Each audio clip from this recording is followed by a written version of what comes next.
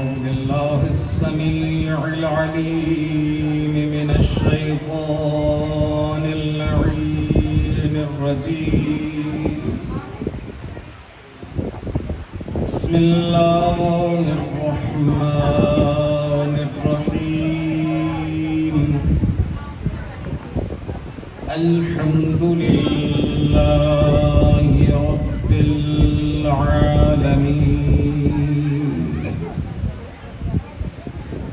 بارئ الخلائق أجمعين، ثم الصلاة والسلام والتحية والإكرام على أشرف الأنبياء والمرسلين، مولانا ومولى الثقلين، شمس المشرقين والمغربين، جد الحسن والحسين، أبي القاسم محمد،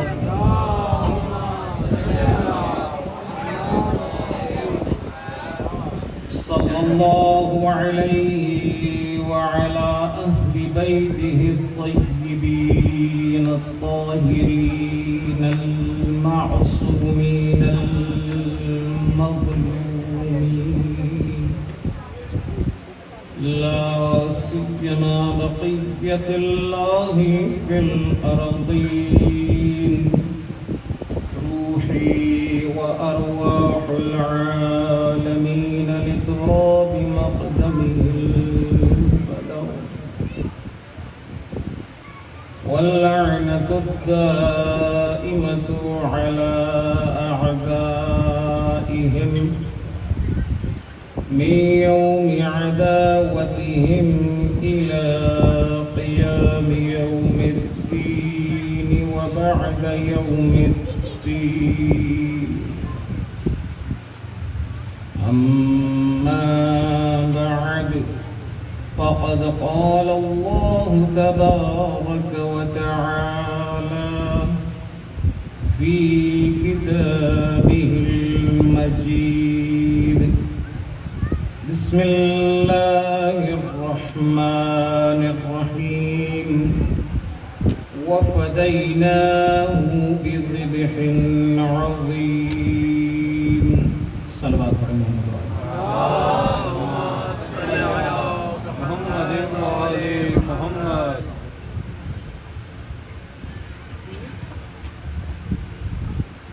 برادران گرامی قدر، بزرگان محترم،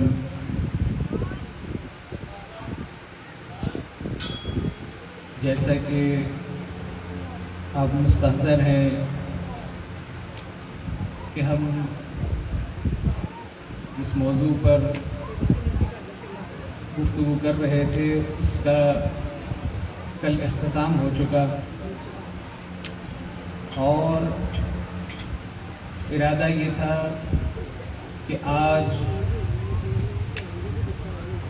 صرف اور صرف ذکر حسین ہو،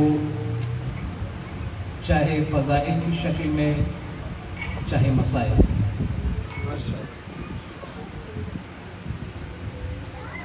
بہت خوش قسمت ہوتے ہیں وہ لوگ کہ جو مظلوم کربلا کی فرش عذاب چاہتے ہیں۔ پروردگار سید کاشف رضا رضوی صاحب کی توفیقات خیر میں اضافہ فرمائے، اور ان کو تمام آفات سماوی بلیات ارضی سے محفوظ فرمائے۔ حاضرین مؤمنین، جو کوئی بھی حاجتیں لے کر کے آئے ہیں، پروردگار ان کو ذکر امام حسین علیہ السلام کی بدولت ان کی حاجتیں پوری فرمائے۔ جو مریض ہیں، پروردگار انہیں بیمار روز کربلا کا واسطہ ان کی بیماریاں دور فرمائے اور جلد از جلد شفا یابی عطا فرمائے. یہی پر سے میں شکریہ ادا کروں گا بانیان کی طرف سے بھی اور اپنی طرف سے بھی اس انتظامیہ کا کہ جس نے اس ذکر کو برپا کرنے میں مدد فرمائی. انتظامیہ میں چاہے ہمارے محترم پولیس والے ہوں یا بحریہ کی اپنی سیکیورٹی ہو، ہم ان کے لیے کیا دعا کر سکتے ہیں؟ فقط اتنی کہ اس کا اجر جناب سیدہ سے پائیں.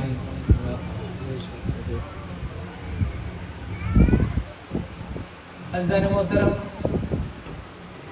آج ایک اور بھی اعلان مکرراً میں آپ کی خدمت میں پیش کر دوں، وہ یہ کہ کل مجلس شام غریباں ٹھیک 7:45 بجے یہاں پر برگزار ہوگی اور اس سے پہلے نماز مغربین بھی باجماعت ہوگی. لہٰذا اگر کوئی مغرب کی نماز یہاں آ کر کے پڑھنا چاہے تو اسے باجماعت نماز ملے گی، اس کا انتظام کر دیا گیا ہے. تو بشرط زندگی ہم رہے آپ رہے تو انشاءاللہ کل ذکر سید و سالار شہداء ٹھیک 7:45 بجے شروع ہو جائے گا. صلوات پڑھ دیں محمد و آل محمد.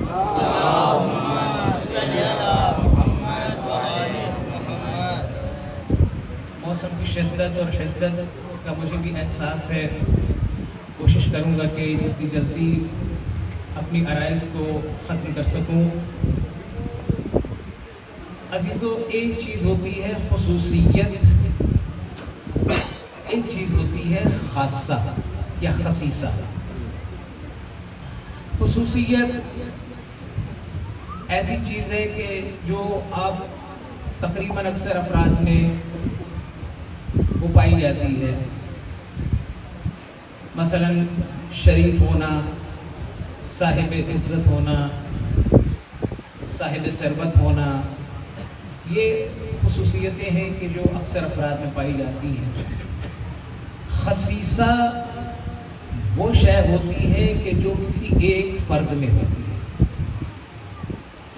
خیر صاد یہ صاد ہے خصیصہ، اسی کی جمع ہے خصائص. ہمارے جو صاحبان مطالعہ افراد ہیں انہوں نے اس طرح کی کتابوں کا اکثر عنوان دیکھا ہوگا: خصائص عباسیہ، خصائص حسینیہ. اس سے مراد یہ ہے کہ وہ خصوصیتیں کہ جو فقط اور فقط امام حسین علیہ السلام میں ہیں اور کسی میں موجود نہیں. میرا دل چاہ رہا تھا کہ میں ان بے شمار خصیصوں میں سے کچھ خصائص آپ کی خدمت میں پیش کروں اور آپ سے دعا لی جائے. توجہ ہے آپ کی؟ لوگ آتے رہیں گے، بیٹھتے رہیں گے، آپ کی توجہ جو ہے وہ میری طرف رہے، انشاءاللہ لطف آئے گا. لما ولد حسین ابن علی، جب حسین ابن علی علیہ السلام اس دنیا میں آئے. کون سے دن میں آئے؟ فی عشیۃ الخمیس یا فی عشیۃ الجمعہ. کہتے ہیں کہ جمعرات کو، یعنی شب جمعہ، اگلے دن جمعہ ہونا تھا، شب جمعہ کو مولا کی ولادت ہوئی ہے. ظاہری طور پر تشریف لائے ہیں. حدیث آگے بڑھتی ہے، پھر کیا ہوا؟ ثم اوحا، پروردگار کہتا ہے کہ وحی کی میں نے الی خاطر النیران، جہنم کے دربان کو. کس چیز کی؟ ان احمد النیران، کہ اس آگ کو بجھا دو. توجہ ہے؟ جہنم کے دربانوں کو، خازنوں کو حکم ہوا کہ اس جہنم کی آگ کو بجھا دو. علماء کہتے ہیں کہ آدم سے لے کر خاتم تک اور جناب خاتم سے لے کے امام حسین علیہ السلام تک، امام حسین کو نکال کے امام حسین کے علاوہ جتنے بھی ائمہ ہیں، کسی کی بھی ولادت پر یہ کام نہیں ہوا جو حسین کی ولادت پر ہوا.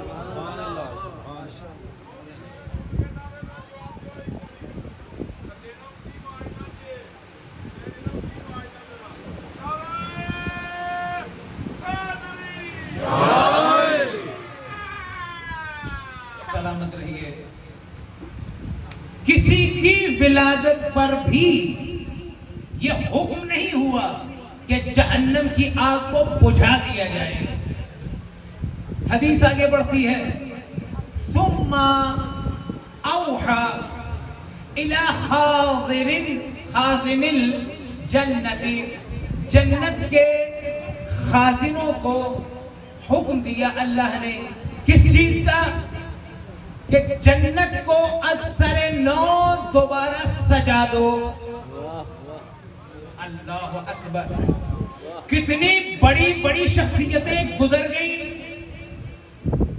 جناب ابراہیم علیہ السلام ابو الانبیاء شمار ہوتے ہیں، ان کی ولادت پر کبھی بھی جنت کو دوبارہ سجایا نہیں گیا.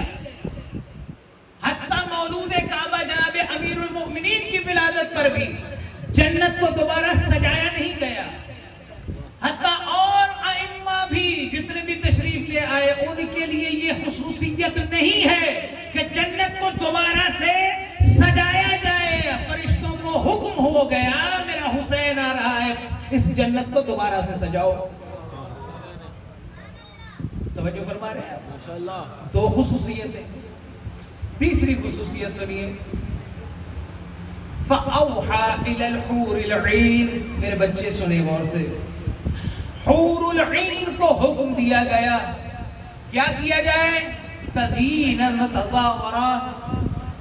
حورو دوبارہ سے سج جاؤ، اپنی تزیین و آرائش کرو. تو پھر کیا کریں؟ کہا جاؤ یہاں سے، جا کر کے میرے محمد کو اس کے نواسے کی ولادت کی مبارکباد دو. سبحان اللہ.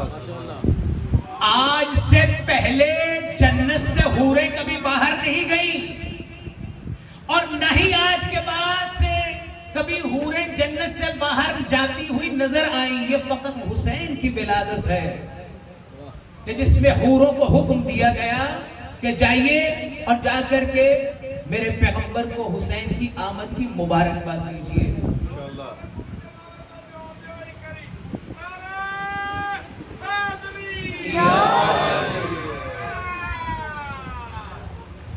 توجہ فرمائیے گا.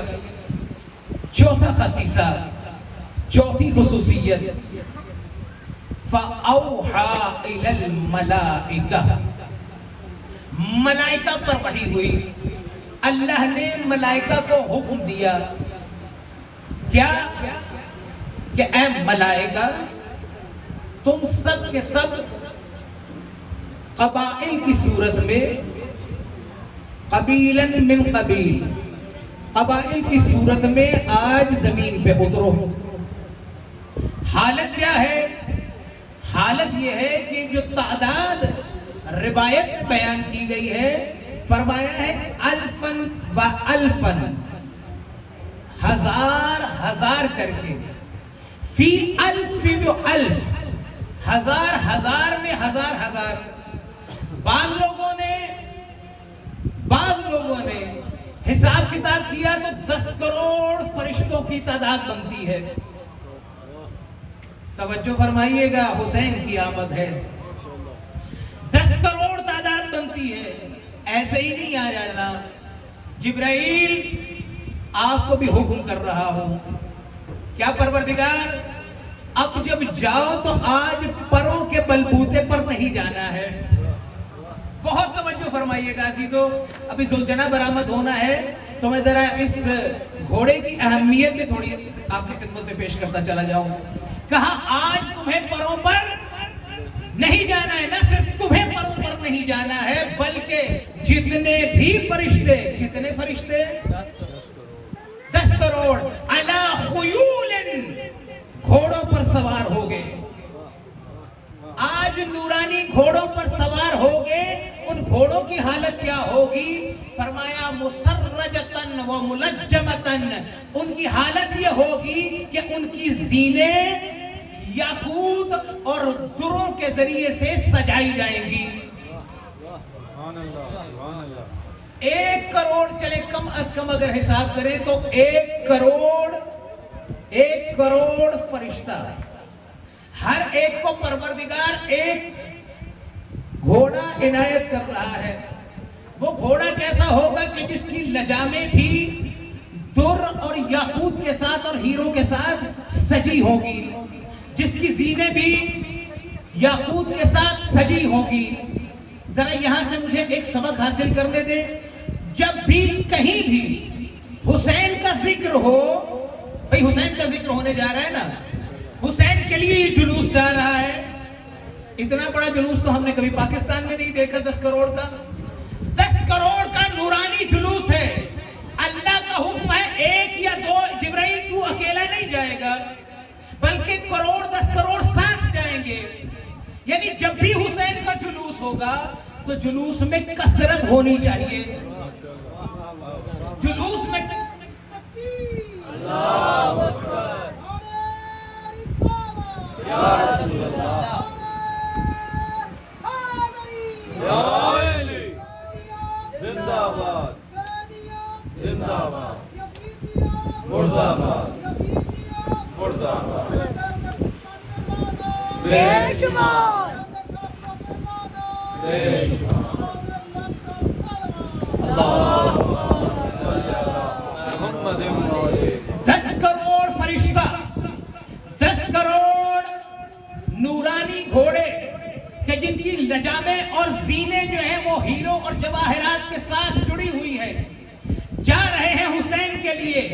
اس جگہ جہاں حسین تشریف فرما ہے وہ مجلس جو ہے وہ حسین سے منسوب ہے. جو جگہ حسین سے منسوب ہو جائے اگر وہاں جلوس لے کر کے جاؤ تو کثرت کے ساتھ جاؤ. ملا تیرے سے ایک ذوالجناح ہضم نہیں ہو رہا. یہاں دیکھ حسین کی ولادت پر 10 کروڑ گھوڑے بھیجے جا رہے ہیں.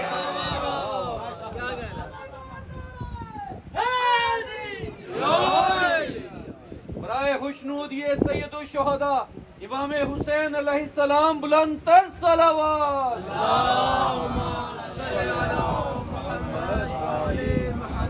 توجہ فرما رہے ہیں آپ؟ یہ میرے الفاظ نہیں ہیں، بہار الانوار میں آئی روایت. اچھا اگلا خصیصہ سنیے. جبرائیل امین حکم ہو گیا ہے نیچے جائیں. آ رہے ہیں نورانی سفر کرتے ہوئے. درمیان میں کیا دیکھا؟ میرے بچے خاص طور پہ توجہ فرمائیں، بڑوں کو سب کو پتا ہے اور کئی مرتبہ یہ قصہ سن چکے ہیں. ایک فرشتہ ہے کہ جس کے پر ٹوٹے ہوئے ہیں، ٹوٹے ہوئے پر لیے بیٹھا ہے. کہا کہاں جا رہے ہو بھائی جبرائیل؟ کہا پیغمبر کے گھر نواسا ہوا ہے، حسین کی آمد ہے. کہا برسوں سے یہاں بیٹھا ہوا ہوں.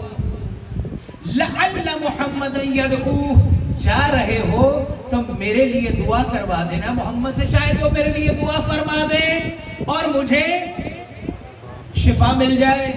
کہا جا رہا ہوں تو ساتھ میرے چلو. اب جب ساتھ لے کر کے آئے ہیں، بعض لوگ کہتے ہیں کہ جناب فطرس کو پر ملے ہیں فقط جھولے سے مس کرنے سے. ایک اور فرشتہ ہے کہ جس کے پر ٹوٹے ہوئے ہیں. اچھا انہوں نے ترک اولا کیا ہے. ترک اولا کی تعریف مجالس میں عرض کر چکا ہوں. جیسے فرض کریں یہاں اگر کوئی شوگر کا مریض ہوگا، وہ چینی کھا لے، شوگر کھا لے، مٹھاس، وہ مجرم نہیں ہے، ملزم ہے. بہتر تھا کہ نہ کھاتا. یہ ہائی بلڈ پریشر والا نمک کھا لے، نمک کا استعمال کرتے، بہتر تھا کہ نہ کرتا. کر دیا تو مجرم نہیں ہے، ملزم ہے. یا اگر ہارٹ کا پیشنٹ، اس کو منع کیا گیا ہے کہ مرغن چیزیں نہیں کھانی ہے، کھا لی اس نے، مجرم نہیں ہوا. اس نے ایک بہتر چیز کو ترک کر دیا. ان فرشتوں نے بھی کیا کیا ہے؟ ترک اولا کیا ہے. ایک اور فرشتہ ہے دردائیل اسی سفر میں. وہ کتنا بڑا فرشتہ ہے کہ روایت میں لکھا ہے 16,000 پر ہیں اس کے. کتنے؟ 16,000 پر ہیں. جس میں ایک پر کی پیمائش جو بتائی گئی روایت میں وہ زمین سے لے کے آسمان تک. اتنے زیادہ پر، اتنا بڑا فرشتہ. کہا کہ جبرائیل جا رہے ہو؟ میں جا نہیں سکتا، جا نہیں سکتا. لیکن یہ جو آنے والا ہے نا، اس کی کرامت کا مجھے اتنا یقین ہے کہ اگر میں دعا کر دوں تو شاید میری دعا قبول ہو جائے. جبرائیل نے دعا کروائی ہے اس دردائیل کو. پروردگار نے نہ فقط 16,000 اس کے پر واپس کر دیے بلکہ 32 میں تبدیل کر دیا. عجیب کریم گھرانہ ہے نا جس کے ساتھ جڑے ہوئے ہو آپ.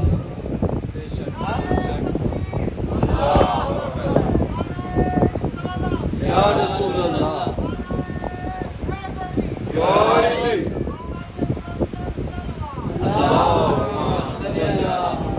اپنی قسمت پہ ناز کریں. حسین جیسے کریم کے ساتھ جڑ گئے ہیں آپ لوگ. وہ حسین کے جو ٹوٹے ہوئے پر ادا کر دیتا ہے، وہ ٹوٹے ہوئے دلوں کو ٹوٹا ہوا کیسے چھوڑ سکتا ہے؟ ٹوٹے دلوں کا چین ہے حسین. اگلا خصیصہ سنیے، پھر میں اپنے ہم سن اور کم سن دوستوں کے ساتھ مخاطب ہوں. راہب شام سے آیا ہے نبی کی خدمت میں.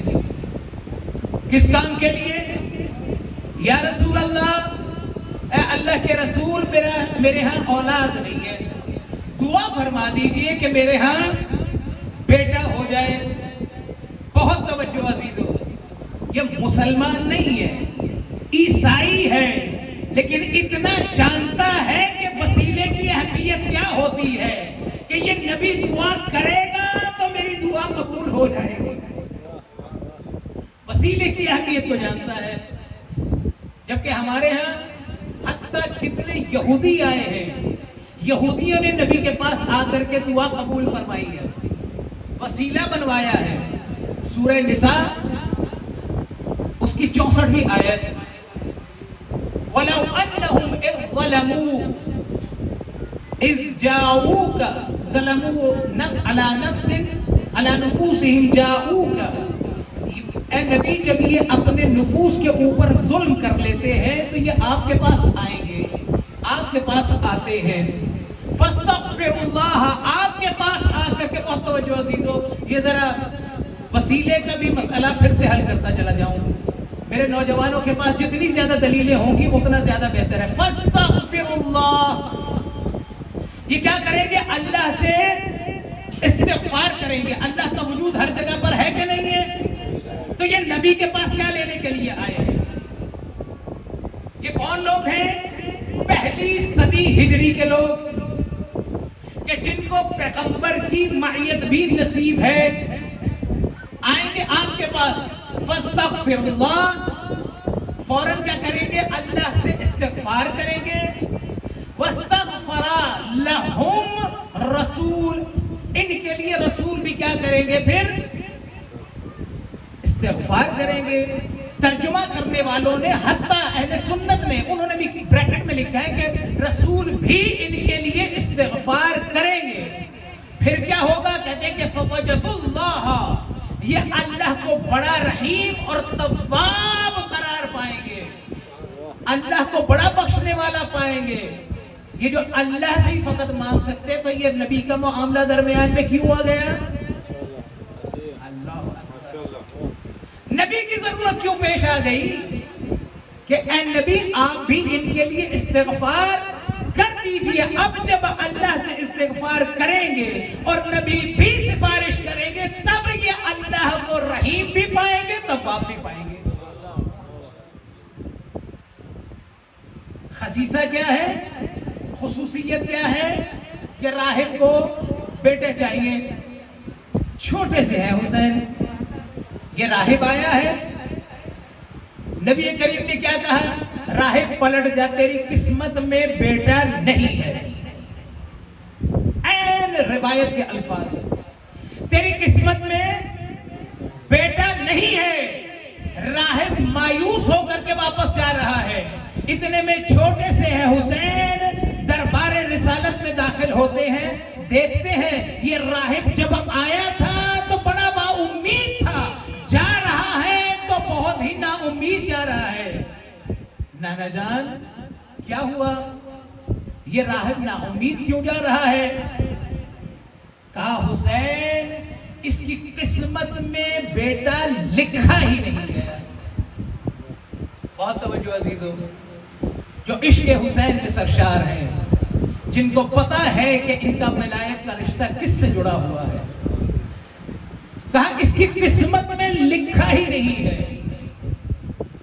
کہا کیا ممکن ہے کہ اس کی قسمت میں لکھا جائے؟ کہا حسین اگر آپ چاہیں تو اس کی قسمت میں لکھا جا سکتا ہے۔ پھر کیا ہوا؟ حسین نے دعا کی، نہ صرف ایک بلکہ راہب کی قسمت میں 7 لکھے گئے۔ میں یہیں پر روک کے عرض کرنا چاہوں گا، یہ خصیصہ ہے حسین کا، اگر قسمت خراب ہو تو تیرا کے در میں جاؤ، اگر قسمت میں کچھ نہیں سب کچھ لکھوانا چاہتے ہو حسین کے در پر پہ آ جاؤ۔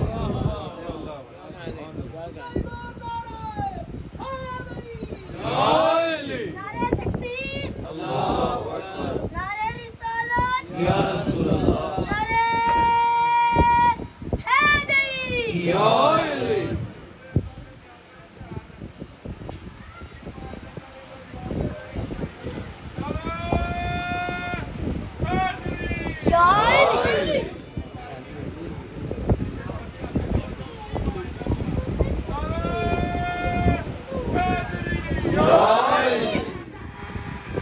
صلوات پڑھتے محمد وعلى محمد، اللهم صل على محمد وعلى محمد، اللہ اکبر، یا رسول اللہ، یا علی،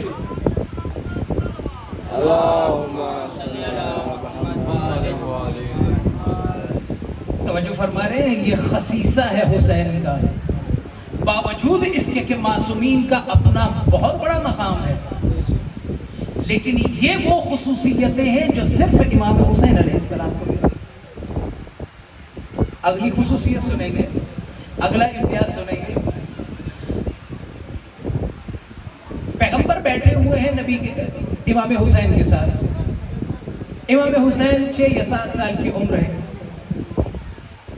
پیغمبر پوچھتے ہیں حسین سے، توجہ فرمائیے گا عزیزو، جو آگے بیٹھ جاتے ہیں وہ زیادہ خاص طور پہ توجہ کیا کریں، حسین تم افضل ہو یا میں افضل ہوں؟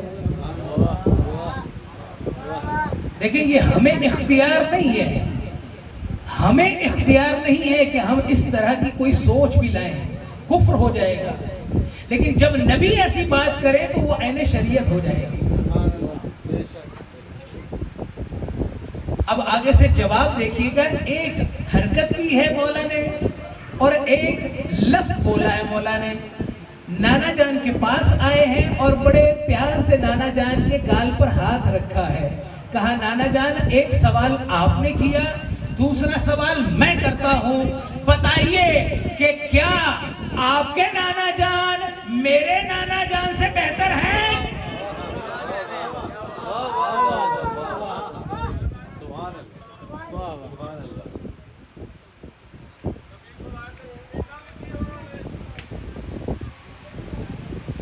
کیا فرمانا؟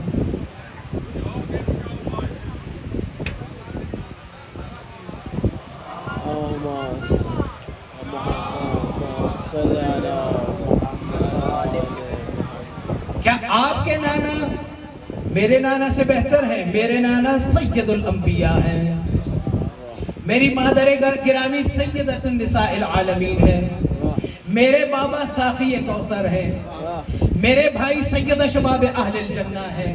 حسین کو وہ خصوصیتیں مل رہی ہیں حتیٰ جب سارے رشتہ داروں کا رشتوں کا سلسلہ ختم ہو گیا حسین کو وہ ملت ملی ہے,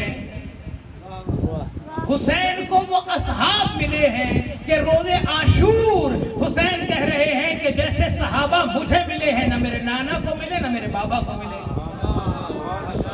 حتیٰ حسین کو وہ ملت ملی جو 1300 سال سے حسین کا ذکر کیے جا رہی ہے, آنسو بہائے جا رہی ہے, نہ آنسو میں کمی آ رہی ہے, نہ ذکر میں کمی آ رہی ہے, نہ وفاؤں میں کمی آ رہی ہے.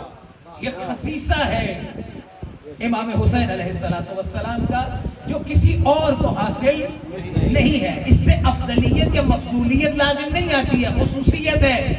اگر کسی کے ذہن میں یہ کوئی سوال آ رہا ہے تو افضلیت اور خصوصیت میں فرق سمجھیں.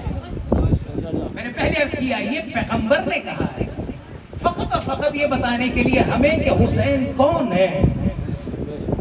یہاں رک کر کے ایک اور خصوصیت بتاؤں, یہ فقط حسین ہے کہ جب دوش پیغمبر پر آتے ہیں تو سجدہ طویل ہو جاتا ہے. چاہے کسی بھی فقیہ سے جا کر کے پوچھے, چاہے اہل سنت کے ہو چاہے اہل تشیع کے, کہ ذکر کو اگر کسی کے ماموم کے لیے بھی آپ زیادہ کر سکتے ہیں فقط ایک مرتبہ. اشرم میں نے عرض کیا تھا آپ کی خدمت میں, یہاں 70 مرتبہ سبحان ربی الاعلی و بحمدہ, سبحان ربی الاعلی و بحمدہ. پیغمبر دو کام اور بھی کر سکتے تھے. کیا؟ سجدہ توڑ دیتے, سجدہ توڑ دیتے, حسین کو آغوش میں لے لیتے. ایک کام یہ کر سکتے تھے, یا یہ کر سکتے تھے کہ حسین کو ہٹا دیتے, اپنی نماز جاری رکھتے. دونوں کام نہیں کیے. پتہ ہے کیوں؟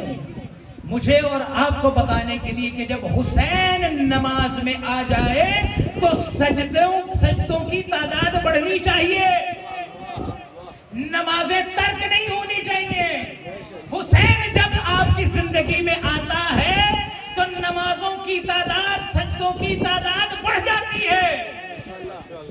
وہ حسینی ہی کیسا کہ جس کے سجدوں کی تعداد حسین کے آنے سے نہ, وہ فقط آپ کا لقلقہ زبانی ہے حسین.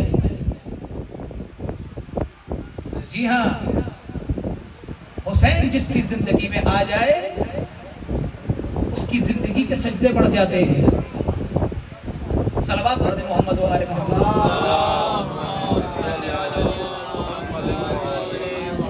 بس ایک دو خصوصیت اور سن لیجئے. خصائص بہت ہیں, میں نے کہا کتابیں بھری پڑی ہیں خصائص حسینیہ سے. حسین منی وانا من حسین, ہزاروں مرتبہ یہ آپ نے حدیث سنی بھی ہے اور اس پر اشرے سنے لوگوں نے. اس پر آپ نے لوگوں کی بہت ساری تحلیلیں بھی سنی ہیں کہ حسین منی وانا من حسین کا کیا مطلب ہے. بہت سارے لوگوں نے اس کی تحلیل اور توصیف پیش کی.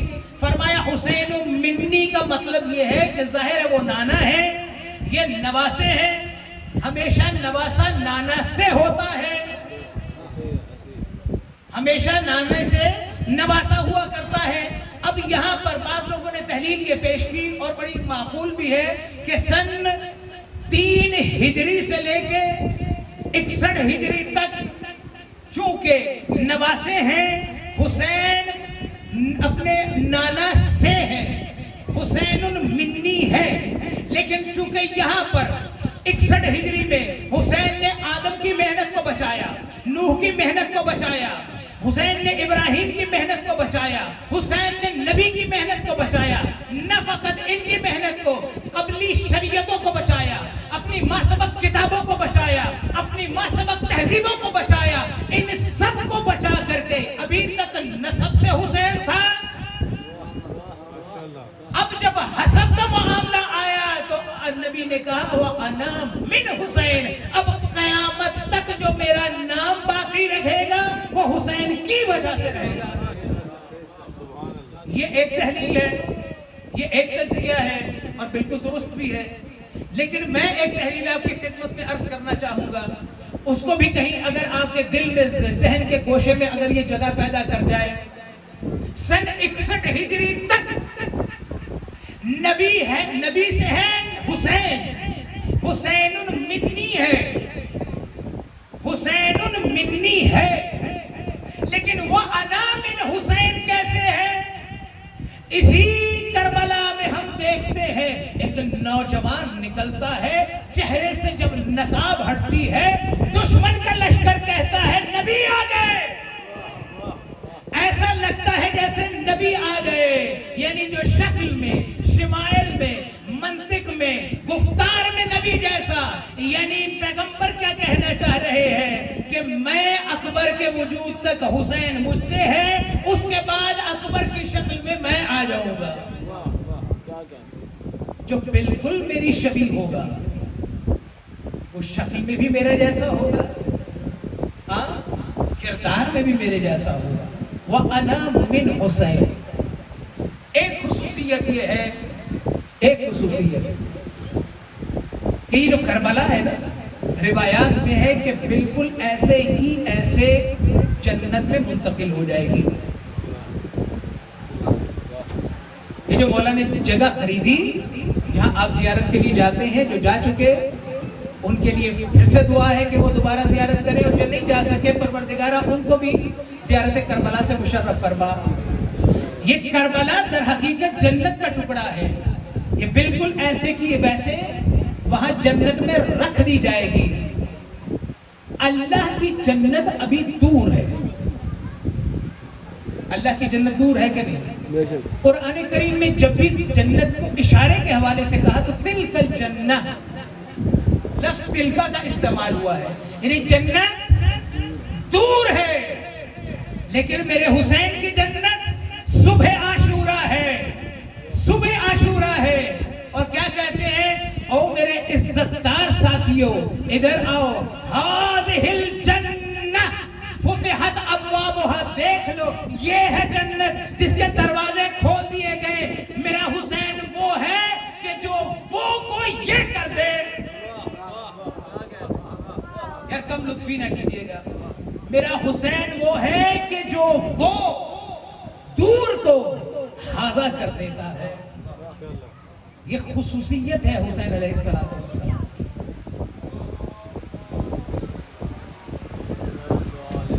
بلند آواز سے صلوات پڑھیں۔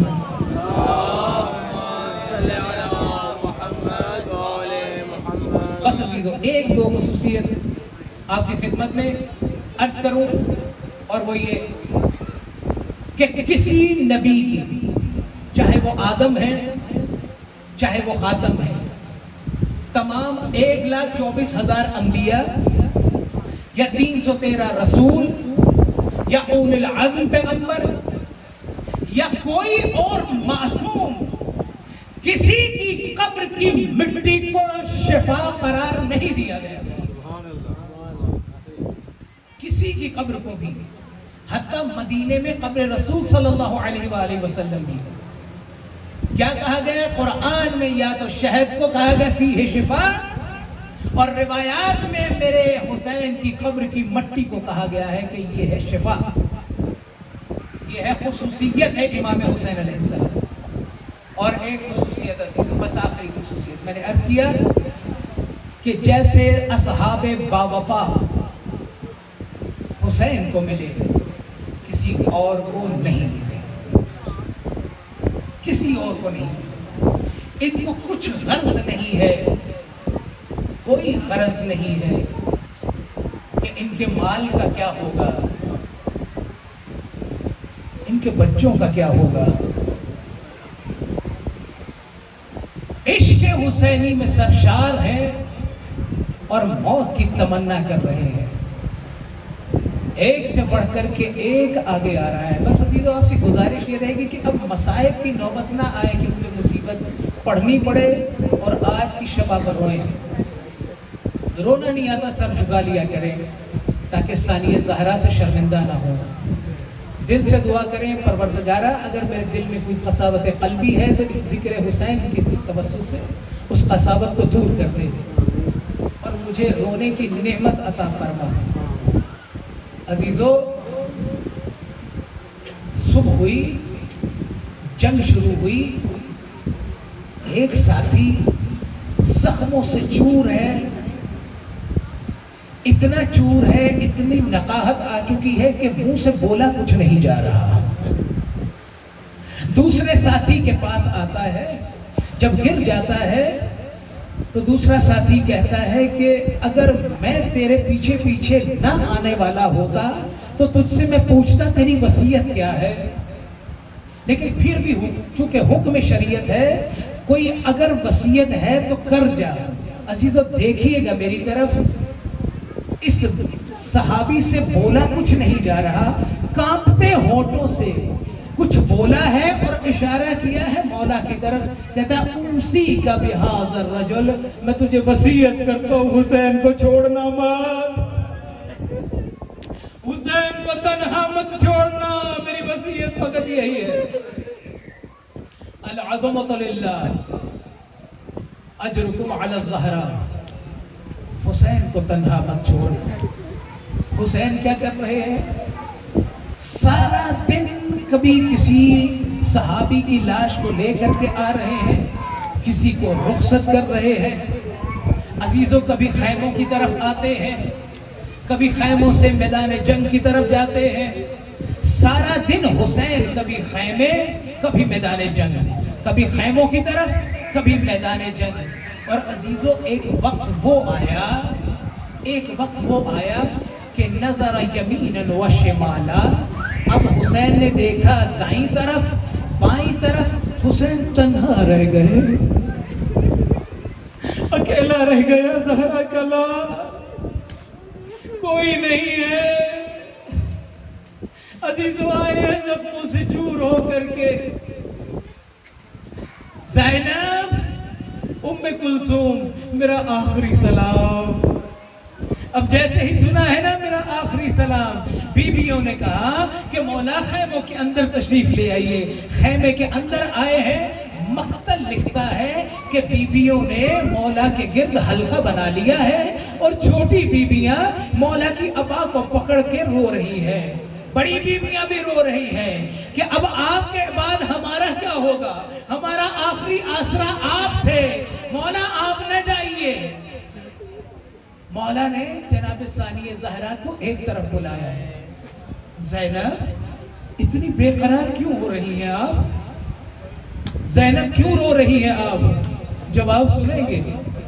कहा, भैया सब्र हो नहीं रहा, कलेजा फटा जा रहा है,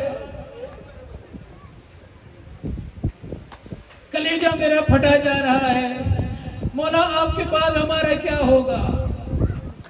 कुछ बोले नहीं है मौला, फकत अंगुश्त इमामत से बीबी के सीने की तरफ इशारा किया है और बीबी को सुकून हो गया।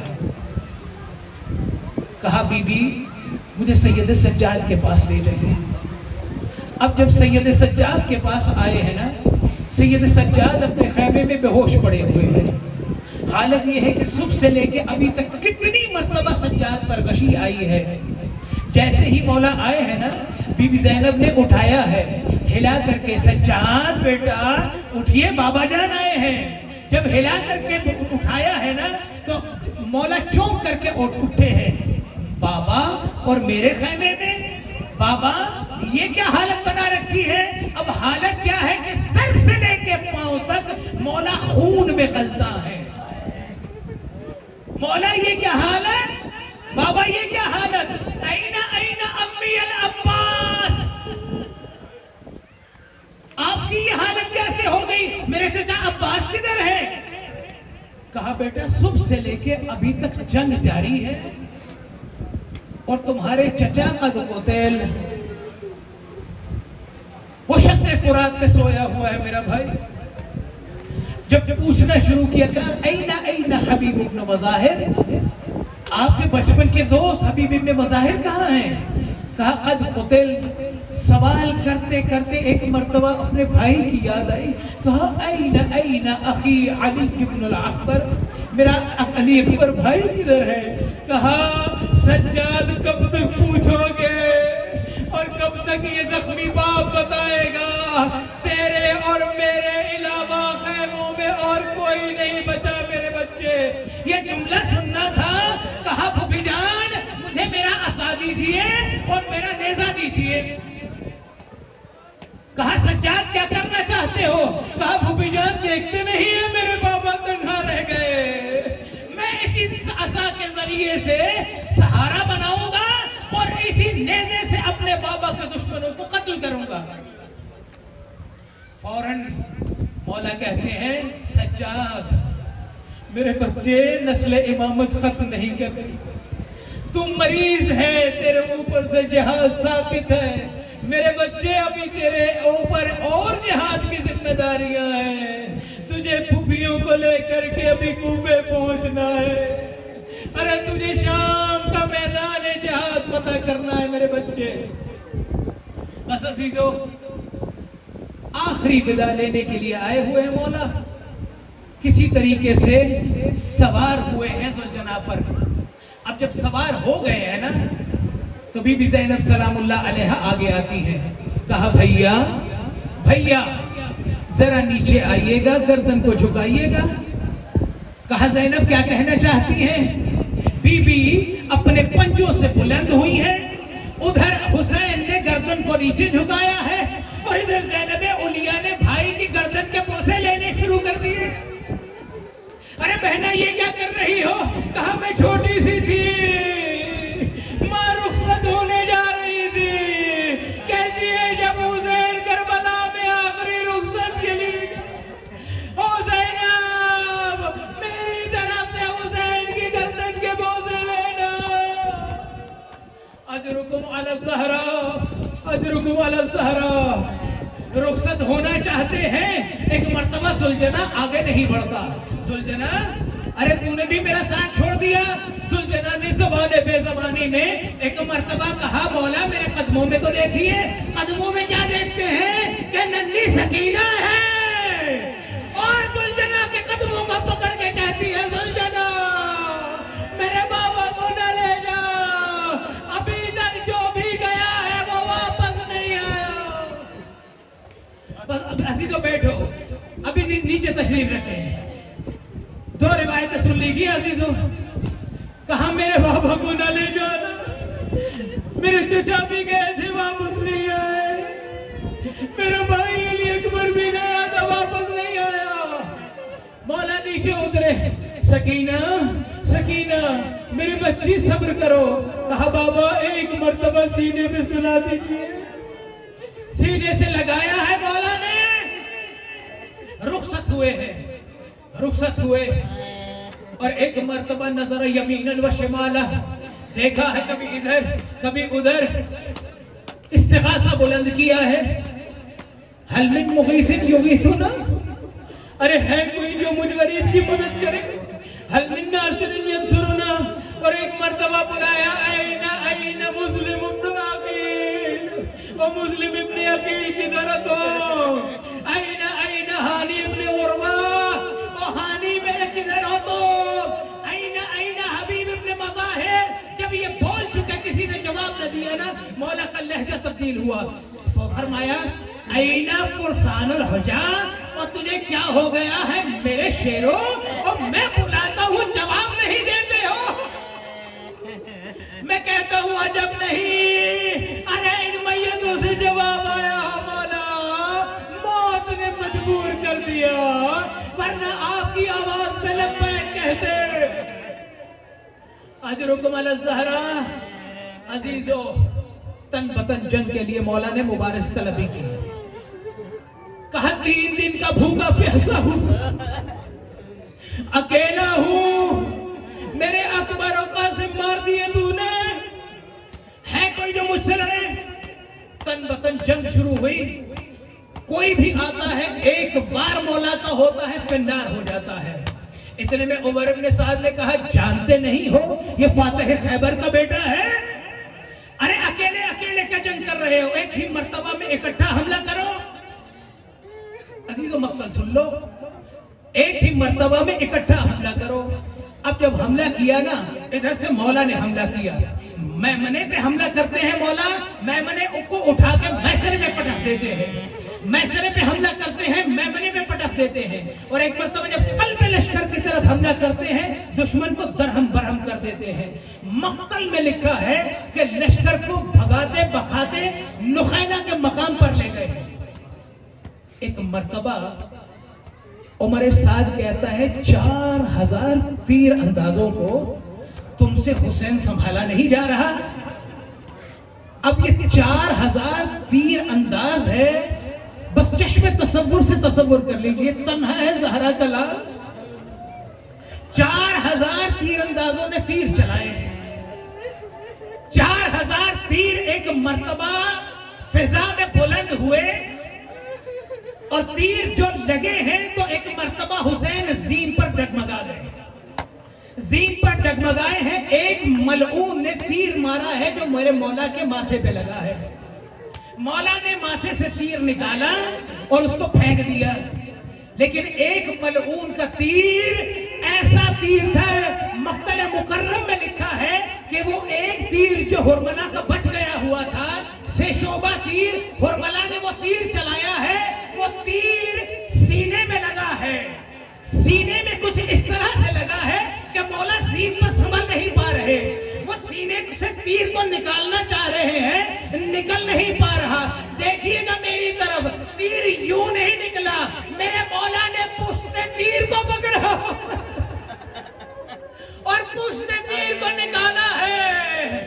مقتل میں لکھا ہے کہ خون کا ایک فوارہ چھوٹا ہے، اب جب خون کا فوارہ چھوٹا، مولا نے چلو میں وہ خون لیا، آسمان کی طرف پھینکا، آسمان سے وہ خون نیچے نہیں آیا، دوسرا چلو بھرا، اس کو خضاب کر دیا اور کہا کہ میں اسی حالت میں اپنے نانا کے حضور پیش ہوں گا۔ اب حسین خون اتنا بہ چکا ہے کہ آنکھوں سے دھندلا دکھائی دے رہا ہے، زین پر سنبھل نہیں پا رہے۔ ایک مرتبہ ذوالجناح کو کہا، زبان بے زبانی میں ذوالجناح نے سمجھ لیا اور اپنے اعجاز امامت سے اس مقام پر لے آئے کہ جو صبح سے بیٹھی ماں جس جگہ پہ انتظار کر رہی تھی۔ کہا ذوالجناح بس تمہارا میرا ساتھ یہی تک تھا، مجھے یہی پہ اتار دو۔ عزیز و مقتل لکھتا ہے جب تک حسین میں دم تھا کھڑے رہے، لیکن جب اور نقاہت آ گئی بیٹھ گئے، اور اب جب لیٹنا چاہتے ہیں لیٹا نہیں گیا۔ اس موقع کو میرے وقت کا امام کہتا ہے، میرا سلام ہو میرے جد پر کہ جس کا جیس نہ زین پر تھا نہ زمین پر تھا بلکہ تیروں پر معلق تھا۔ مجھے نہیں معلوم اس وقت کیا ہوا، ایک مرتبہ میرے مولا نے اپنے سینے پر وزن محسوس کیا، آنکھیں کھولی تو ایک قبیح شکل کا شخص نظر آیا۔ کہا کون ہے تو؟ کہا میرا نام شبر ابن ذوالجوشن ہے، میں شبر ہوں۔ مولا نے اس کے کان میں کچھ کہا ہے جس کا اس کو بہت برا لگا ہے۔ ابھی تک سینے پر سوار تھا، سینے پر کیسے سوار تھا؟ میرے مولا نے کہا ملعون تو نے اس جگہ پہ قدم رکھا ہے۔ ابھی تک سنتے تھے نا سوار ہوا ہے، مقتل کے جملے ہیں، تو نے اس جگہ پہ قدم رکھا ہے جہاں پر نبی بوسے لیا کرتے تھے۔ او ملعون تو نے یہ کیا کر دیا؟ عزیزوں اس کے بعد فضا میں ایک آواز آئی، قد قتل الحسین بکربلا، لیکن ادھر ذوالجناح خیام کی طرف پہنچ چکا ہے۔ اب جب خیموں کی طرف ذوالجناح آیا، زین ڈھلک گئی ہوئی ہے، اب جب ڈھلکی ہوئی زین کو دیکھا، بیویوں نے پیٹنا شروع کر دیا۔ ایک چھوٹی سی بچی ہے، وہ کہتی ہے ذوالجناح مجھے یہ بتا قتلو ہو